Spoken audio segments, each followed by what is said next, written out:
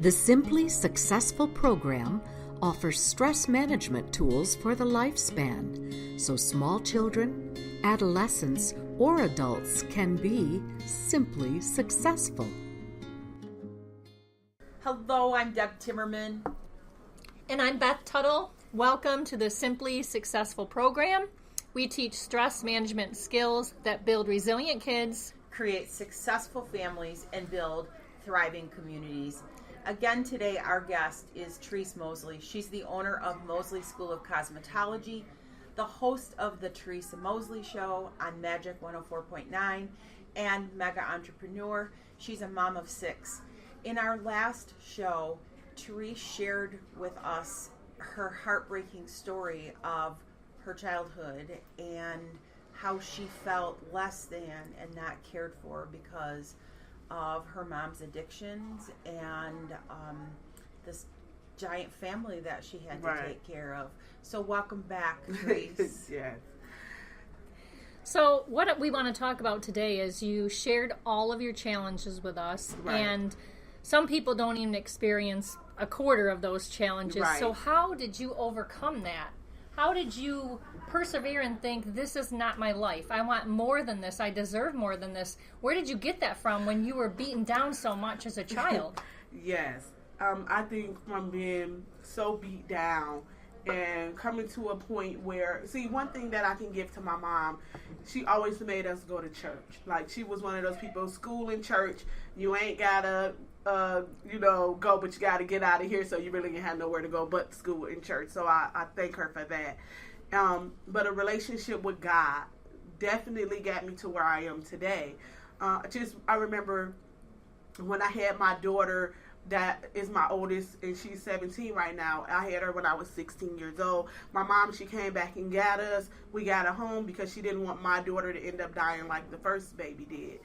And from there, I was able to, I was finishing high school. I went to and got a job at like Burger King and just, start working and stuff. And then I started going to church, and I really wasn't really comprehending everything the pastor was saying, but I definitely know that God was there and I wanted a relationship with him. And even then I just remember just crying out to God, like, I knew it had to be more to life than living on welfare, waiting on a welfare check to check, hearing my older cousin saying, oh, I can't wait till I get 18 because I have a baby and I can get my own check. And I'm like, it got to be more to life than this. And when I graduated high school, I graduated June 6th. I got married June 30th. I've been with my husband ever since I was 14. And that's a story in itself. But when I graduated and married him, we moved to Big Rapids. And when I moved to Big Rapids, I just started, I had a lot of time. I was at home with my 2 kids. He was in college. We lived on campus. I had a lot of time to read and research. And I'm like trying to figure out, because sometimes ignorance is what hold people bound. And I'm like trying to figure out, well, how is it that people have new cars and houses and this and that? All these people just can't be rich. And so in my research, I found out, they have good credit. Like, I actually remember calling my mom and saying, Mom, these people ain't rich. They got credit, My mom didn't even know that she could go to a regular car and buy a car. She thought her only option was going to those buy here, pay here places that sell you the regular car for 10 times what it's worth. And you never get it paid off. Never pay it off because it always breaks down first. And I remember when I first went and got one, she's like, oh my God, you're telling me I could go buy a car? I'm like, yes, Mom, it's called credit, And, but being down there on campus, obviously everybody's going to school, everybody have dreams and they want to become something. And so I'm like, okay, I definitely want to go to college. At the time, I thought I wanted to be a nurse. But when I was in Saginaw, I got to get an intern at a hospital. I was like, no, nursing ain't for me. I did not like the hospital. And so what happened was my husband was done with school and we had like 2 weeks to get out. And so my husband was like, well, you have to go back home to our parents. I'm like, I'm never going back to Saginaw. Like, never. He was like, well, what we going to do? I was like, I was reading, and they say Grand Rapids is the second largest city in Michigan. Oh, yes, go there. He's like, we don't know nobody down there. We don't have no money. I'm like, that's okay. Look, I didn't survive before with no money. And so I came down here. I was 19 years old, came down here homeless, went to the shelter. What is it called? Mel Trotter. Is it? Yep. Went there to the shelter by myself. My husband stayed in Big Rapids. One of his friends let him and the 2 kids stay at their house. So I'm coming down here, and I'm like, all right, I want to get my family down here. So I'm in a shelter. Then I come out. I enrolled at GRCC, going to school, going back to the shelter. So I'm trying to figure out, well, how do I get my family here? I'm 19 years old, and I just thank God for the boldness that He has always given me. Like, to be bold, to take that step and leave my family and come down here at 19 years old. It takes to now for me to see a 19-year-old and see how young that was. And anyway, it worked out. I got my family down here, and that's when I started my journey. And I started by just trying to go to school. I was going to get a bachelor's in business, but I was starting at GRCC. I was just going to get my macro. And so then I was like going to school all day, like working all night, third shift, falling asleep on the line. I end up getting fired because I'm like falling asleep. When you fall asleep on the job. Yes. And so I'm fired. So anyway, I'm like, all right. So I went home and I told my husband, you know what, that's okay, because I'm going to make flyers and I'm going to start doing hair at the basement, because I always had a skill of doing hair. I used to do all my siblings' hair. He was like, okay, sound good to me. And I love my husband because he's always supportive of me. He I got crazy ideas. Be like, okay, well, they've been working out so far. Yeah. So that's probably been a big part that your husband supporting you, that support system. And so I started doing hair in the basement. And before you know it, I'm making $1,000 a week in the basement. I tell my husband, I was already enrolled to go to Grand Valley.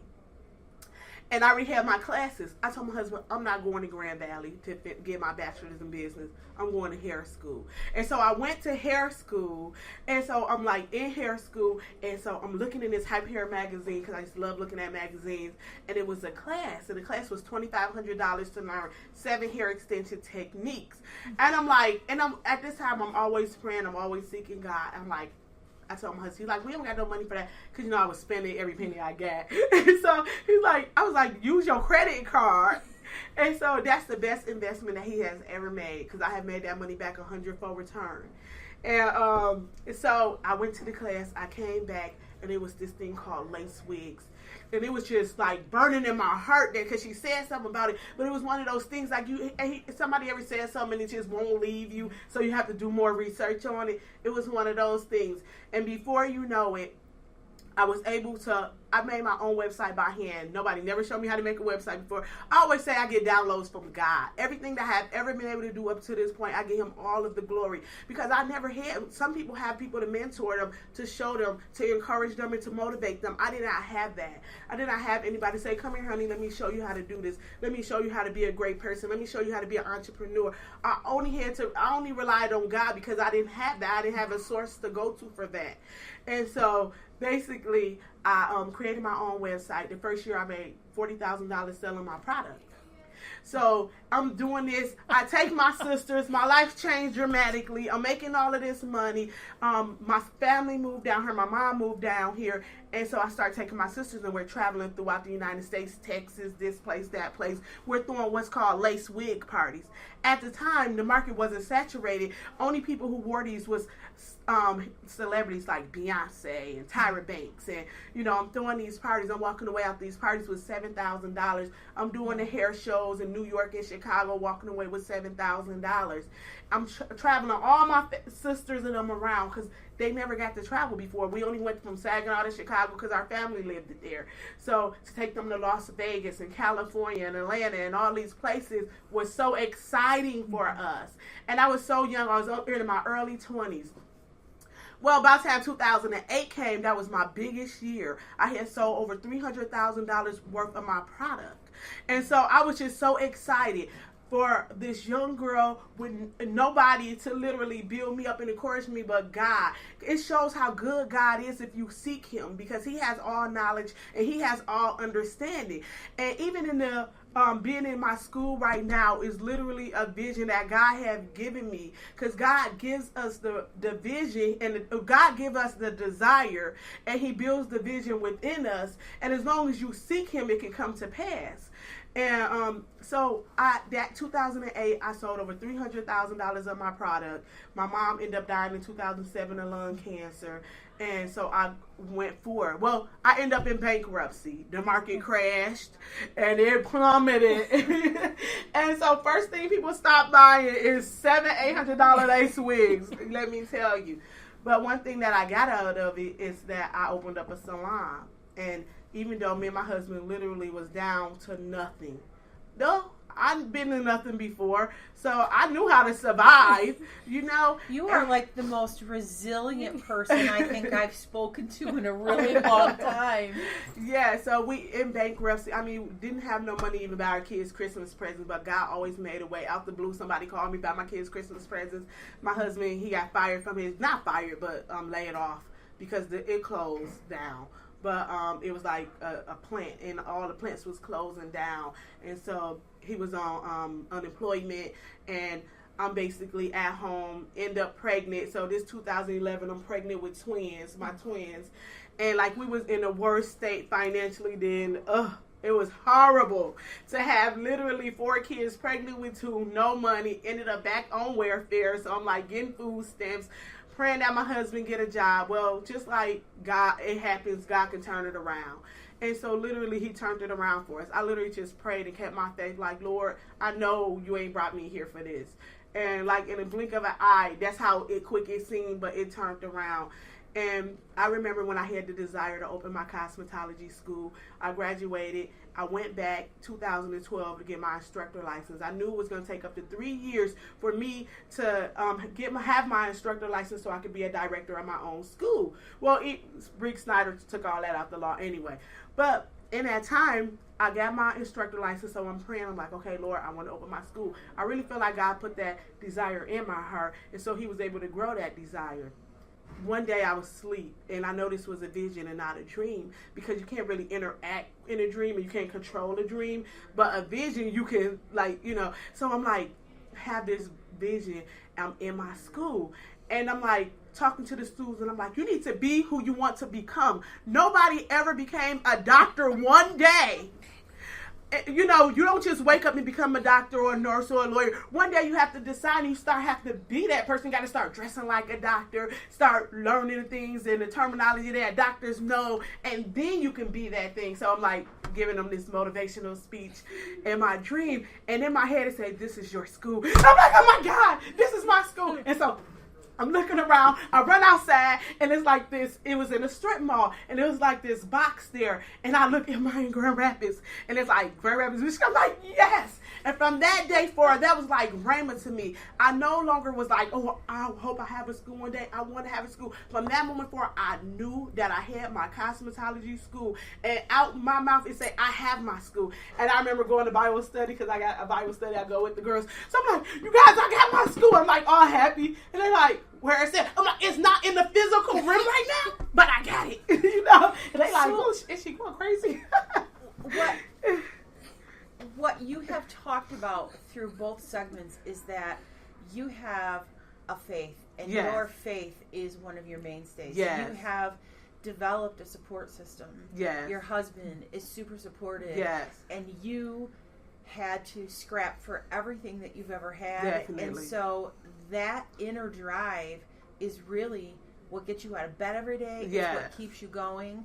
And when you get knocked down, you just get right back up. Definitely. Yes. And so, like, being so excited about the school, like, and my kids, my twins, they was only like 5, 6. They'll go to church and they'll tell the people, pray for our school, because we're going to have a school. And I told them, we're going to have a party at the school, because we love to party. And so they like, pray for our school, because we're going to have a party there. And it's on the board every week. Everybody that was in children ministry knew about my school because of my kids praying for it. And at this point in time, you still have no actual space. There's no address. That didn't matter. No address. But you had the belief Yeah. Yes. It was going to happen. It was there. It was just in the spiritual realm and not in the physical realm. I knew that I had my school. When you have something, you can take hold of it because you know it's yours. Your process of your thoughts change. Yes. It's no longer you're hoping or dreaming, you have. And once you come to that realization that it's yours, nobody can take it. And it's only a matter of time before it's in the physical realm. And so I'm literally like praying and I'm thanking God, and I'm driving down Britain, and I drive down there all the time because my salon suite is on 29th Street. And so I'm driving, and God was like, go over there. And I'm like, what's over there? I'm like, I don't want no coffee, you know. You gotta be talking to God like that for real though. But I'm like, I don't want no coffee. And so he like, go over there. So I go over there. He like, right here. And it was a strip mall, just like in my dream. And I'm like, okay, Lord. So I called the realtor, and I was like, look here, I want you to know I'm asking for dreams. See, the other part people don't realize is I didn't have the money to open my school. But when it's God is giving you the vision and you on the path that he set you on, you don't have to have a penny. Money ain't a thing when it comes to Jesus. You hear me? Because he will supply all of your needs according to his riches and his glory, and he is rich. So that is the phenomenal part about my whole story of having my school. And not only the school that I built out with little to no money of my own, no loans from the bank, but the school that we sit in right now is that because God, when he has a vision for you, when you continue to seek him with your whole heart, when you trust him with everything that is within you, miracles do happen, dreams do come true, visions become reality.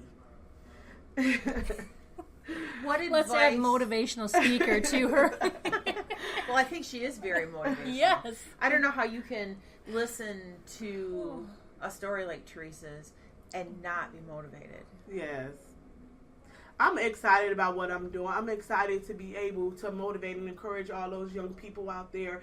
You know, I want people to know the sky is the limit, that all things are possible for you. If I could get people to the mind process of thinking all things are possible for me, regardless of who believe in you. I didn't have anybody to believe in me. I didn't have anybody to say all things are possible for that girl. I had more people saying that it wasn't possible for me. But because of God, he put a strength in me that I can believe that all things was possible for me, because that's all that's required. The only thing God requires is that we believe, that we have faith, and that we seek him with everything that's within us. And that's it. All things are possible. Once you do those things, regardless of everything you had to overcome, regardless of not feeling loved and unwanted, because God can break all of those chains, and he could remove all of those things that bound you and hold you down and, you know, keep you stuck. You know, and so I just even remember when God set me free from just feeling so angry. When I was in my early 20s, I used to just be so angry all the time because I was so used to fighting. And even when I didn't have to fight anymore, I didn't know it. Like, nobody came and said, you okay? You don't have to fight anymore. And I just still remember just being so angry and stuff. And I just remember one day, you know, God just came to me and he wanted me to know, like, you're free. You're free from all those things. You're free from the hurt and the pain. You're free from the rejection. Like, you're no longer bound by those things. Those things are not who you are anymore. Like, I am free. Standing here today, when you first met me, you didn't know that those things happened to me in my life. You didn't know that I went through so much, because those are not the things that I carry on my shoulder. When people see me, that's not what they see. They don't see those things. I am free from those things. They don't represent me. So, I mean, I don't represent myself like that. So when I walk into the room, nobody know my struggle. Yeah. They only know my success. Until they hear me open my mouth and tell my story, they don't know. So that's why I'm like, when people meet me, until you hear my story, you won't understand my success. Because it's deeper than what I am. It's more than what I can do. Yeah, and I think the inspirational part of your story is people a lot of times will get stuck in their story and become a victim to their story and think they can never have more than this. They just keep the anger, the resentment, and hang on to that. And so I think that's why it's just so incredible for you to share it, for others to understand that when you let that go and you don't stay chained to that anymore, the possibility is endless. Anything can happen. I learned this kind of little ditty from my husband. He says that people have a choice. They have a choice to move forward, or they can stay in the garden and eat worms. Right. And oftentimes we sit in the garden and we eat worms and we feel bad for ourselves and icky. Believe those beliefs that everyone told us. Oh yeah, literally I still fight with that. Like, the devil, he want to remind you, don't you remember they told you will never be smart enough? Wasn't you a special ed kid? You know what I mean? And you too dark. You too this. He constantly, those thoughts constantly, when people say those things about you, they're somewhere in your mind, and at the wrong moments they like to pop up. But you know what I do? That's not me. That is not me. I am smart enough. I am cute enough. I am bold enough. I do have what it takes, because it's not by my own strength and my own might that I rely on. And so I think that's what people have to understand. You're no longer bound. And when those chains try to come back here, wrap me back around your leg and your arm, no thank you. I'm free, and I'm going to stay free. If you're looking to be free, you have to simply make the choice, listeners, that you're ready to move on and move up, and you don't want to be a sitting in the garden eating worms kind of girl. No, you have to. Every day have to be a choice. Every day it represents itself to me, and I can choose to go that route, but I refuse that. No, God is too good for that. He has brought me too far for that. He has given me more than enough. He is more than enough. I do have what it takes because I have him, and he has all knowledge and all understanding. And those are the things that I rely on. And when I wake up in the morning, I say to myself, I have what I want because I believe. And I always say, I believe. Because you have to believe. I don't care what your husband believes. I don't care what your sister, your mama, or your daddy believe. You're going to have what you want because you believe it.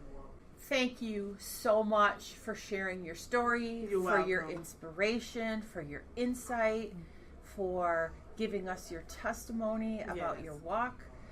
It takes a brave soul to be able to speak their truth and to own their truth.